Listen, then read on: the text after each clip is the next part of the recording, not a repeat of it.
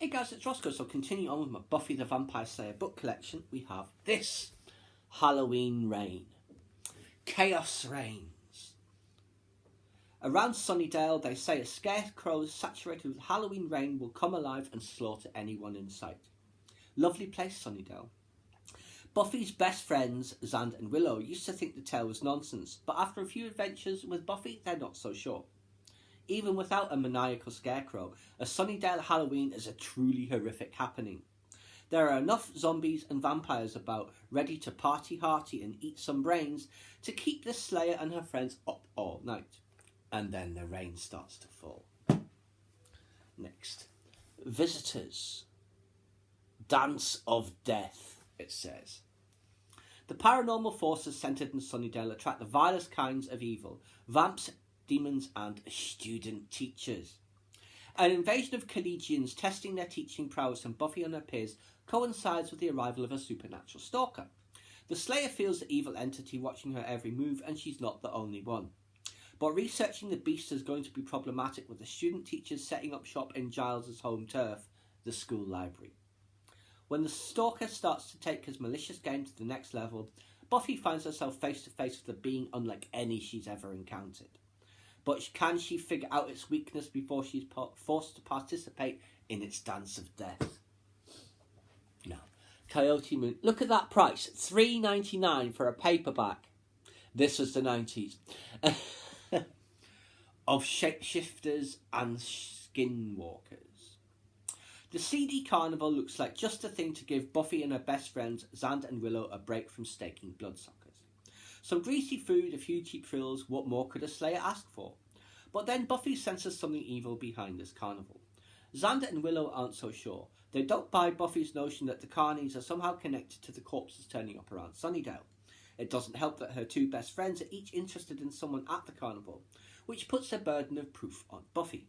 Can she find out what's going on in time to save her friends, or has the Slayer become the prey? Now, this one, which I made the mistake of buying twice without realising it, so I've got a double copy of Return to Chaos. I think this is part of the trilogy with the Earl King and all that stuff. Old magic, new problem. The Hellmouth, aka Sunnydale, California, has drawn vampires, witches and other demons to its powerful vortex. Now it has also drawn the attention of an ancient sect of druids, allies, and Buffy Summers' battle against the undead. Cloaked in darkness, darkness has been given a capital D. Wrapped in mystery, the druids descend on Sunnydale, ready to perform new rituals to summon forth a new world order, free from the evil that shapes Buffy's nights. But the Slayer's concerns are more immediate. Someone is stalking her friends. Cordelia, Xander and Oz all are falling victim to this new spell. And now it's up to Willow and Giles to find the cause, while Buffy stands between the mouth of hell and the new dawn. Next, Ghost Roads. Passport to Hell, it says. Buffy, Oz and Angel are Europe bound, only they're not flying any airlines. They're travelling Limbo's Ghost Roads in search of Jacques Rainier. Jacques is the sole heir of the dying gatekeeper, whose Boston mansion is a supernatural barrier restraining thousands of the world's monsters. The evil Sons of Entropy will do anything to destroy the gate, even if it means trading the power-laden spear of Longinus, that's the spear that pierced Christ, isn't it, to the wicked vampires holding Jacques.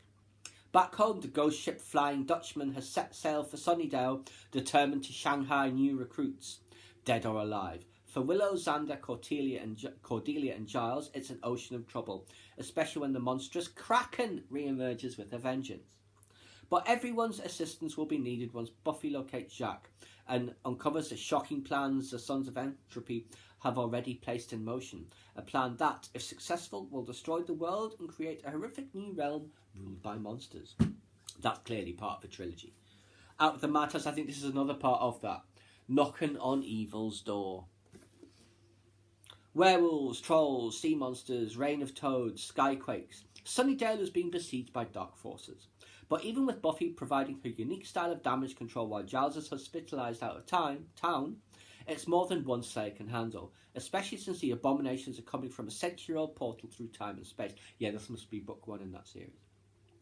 Somehow the hellhole must be found and corked at its source. For Buffy, Angel, and the rest of her gang, that means a road trip to Boston, where an alien gatekeeper resides over a supernatural mansion that has been, until recently, holding the world's worst monsters at bay. Once there, Buffy discovers a catastrophic truth.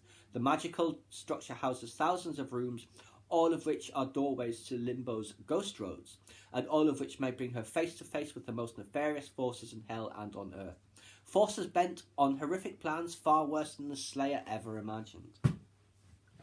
So we've got, let's see, we'll pause this one here and pick it up in the next one.